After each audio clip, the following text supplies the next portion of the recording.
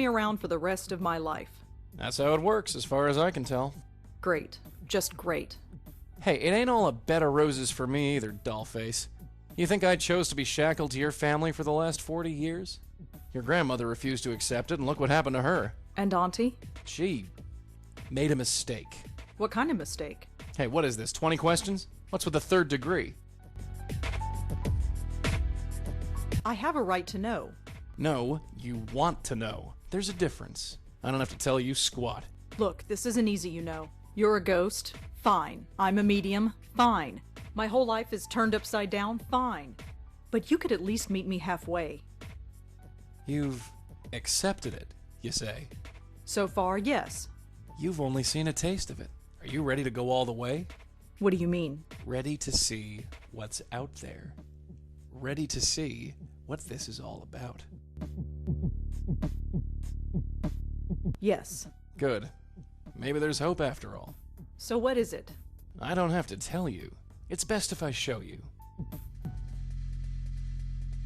Here, take a hold of this. I can touch it? Yeah, the only part of me you can touch, unfortunately. It kinda tingles. What is it? The stuff of life.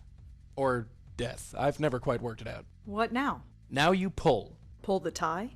Yeah, pull. Okay.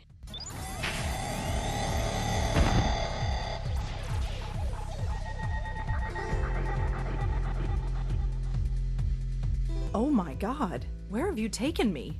Relax. Take your time. It's a lot to take in at once. What is this place? It's the doorway to infinity, darling. Out there, in the distance, the next world, the next plane of existence, the gossamer threads that separate this world from the next. Whatever you want to call it. It's all out there. How did we get here? We're inside your head. You mean I'm dreaming? No, I mean we're literally inside your head. Remember those headaches you had yesterday? Yeah? That was your power awakening. Or to be more specific, it was this place, forcing its way into your mind. There's a hole in my head. Sort of. I'm not sure I like this. Well, like it or not, we're here. So what does this place actually do? It's sort of a transfer point, or node. It connects the mortal world with the next. You bring spirits into this place, and then send them on their merry way. That's it. Well, there's a bit more to it than that. I thought as much. You see, many ghosts aren't as lucid as myself. Most can barely tell you their own names, let alone tell you what's wrong. Near as I can figure, they have to come to terms with their departure before they can actually depart. You dig me so far? I think so. The ghosts don't know they're dead. Yeah, right. So, we have to help them accept it. Once they accept their death, they are much more willing to move on. That's my job, see? I talk to the spooks. They trust me more because I'm one of them. You do the legwork. See? Anyway, I know you have some questions about this place, so go ahead and ask them. What about that ghost in the park? The one from last night. Why didn't we bring her here? First of all, I didn't think you were ready. And secondly, that ghost was too lost and confused. When a ghost is like that, I can't just force the tie into their hands. It won't work, don't ask me why. They have to know they're dead first. Your aunt called it, being spiritually ready. What about you? Can you go through that hole and move on? I wish, darling. But I can't. I've tried before, but it just spits me back out. I'm stuck here, whether I like it or not. You're wearing your tie again. How did that happen? Not sure. Near as your aunt and me figured, the tie is just an extension of whatever power brought us here. It's not a real physical tie. No more than I am a real physical person. But that makes no sense. Look, just accept it, dollface. Forget logic. For you, logic went out the window the day I appeared in your bedroom. There ain't no instruction manual for this. Your aunt and me just figured it out as we went along. Are you okay, Joey? Me? I'm dandy. You don't look all right. It's just this place. I don't like it. Probably because I don't belong.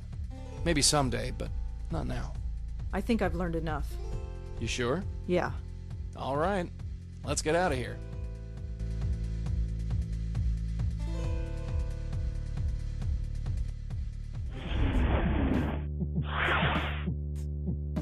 Welcome back. Ugh. Take it easy. It's a little disorientating. I'm fine. So what now? Go back to the park and bring her to that place? You got it. And how do we do that? There are 3 steps. First, we have to find out more about her. Second, we use that information to get through to her, convince her that she's dead. And 3, help her move on.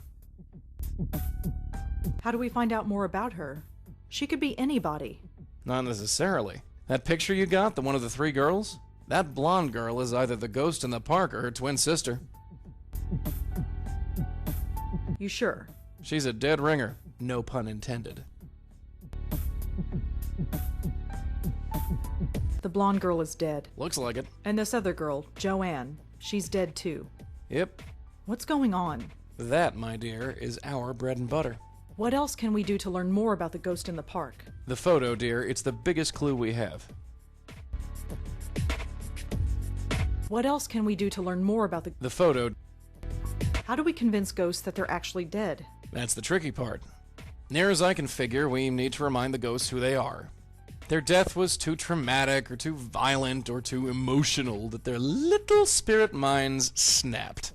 So we need to do whatever we can to bring them back to themselves. And how do we do that? Usually by finding something that has a personal significance to them. Could be an object, a piece of information, or even another person. So we need to know more about the ghost in the park. You're a writer, yeah? Think of this as the ultimate character study. How do we help a ghost move on? With my magic tie, dear. I give one end to the spook, the other end to you. You pull the ghost in, and you send them on their way. You don't come in with me? No, sorry. That's your job. I think I've heard enough. Yeah, let's get going.